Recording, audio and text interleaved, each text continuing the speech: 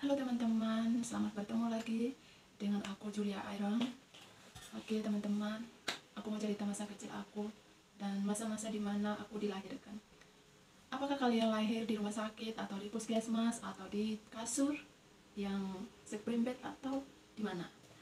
Ya aku rasa kalian mungkin lahir di rumah sakit, di puskesmas atau di tempat yang mewah, yang bagus gitu, di kasur, spring bed gitu.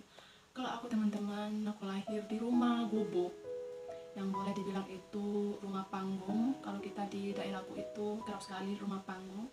Bahkan di bawahnya itu tempat hewan, di bagian atasnya itu kita tidur. Dan itu teman saya lahir di balai-balai, tapi di rumah panggung, bukan di kasur ataupun di rumah sakit. Saya dilahirkan di rumah dengan bantuan seorang dukun. Kalau kita di kampung itu pakai dukun dan tidak ada untuk pakai bawa di rumah sakit, dan kita jauh dari rumah sakit, jauh dari warga juga, cuma beberapa rumah di sekitar kita. Dan memang sungguh luar biasa, memang jauh dengan kendaraan bermotor, jauh dengan air, makan minum susah. Itu benar-benar aku alami waktu saya lahir.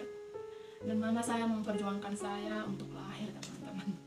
Mama butuh perjuangan waktu itu, walaupun tanpa bantuan bidan, tapi dari bantuan dari seorang dukun yang elus-elus perutnya itu untuk mempercepatkan persalinan. Dan keras sekali itu yang membuat orang-orang di sana waktu lahir itu membutuhkan dukun yang melahirkan. Maksudnya bukan membantu aja buat persalinannya itu lancar.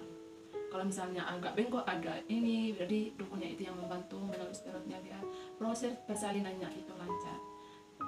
Dan masa-masa kecil saya itu memang susah sekali ya teman-teman. Dan apa yang ada, masak sayur itu saja, kasih garam itu aja yang dimakan sama mama saya.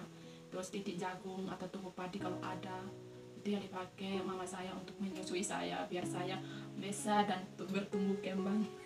Begitu ya teman-teman. Tapi saya senang sekali walaupun mama saya tidak sekolah teman-teman, tapi namanya didikan seorang ibu buat anaknya yang terbaik lah. Nah, saya masuk sekolah itu teman-teman, masuk SD tidak mempunyai seragam. Saya sudah daftar pun saya tidak memiliki seragam.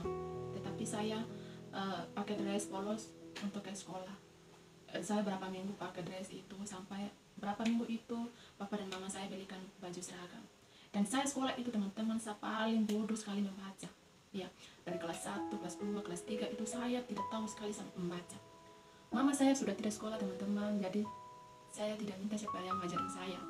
Papa saya memang SMP, tapi kalau saya minta papa saya ngajarin pasti saya kena marah dan saya kena toki dari dia.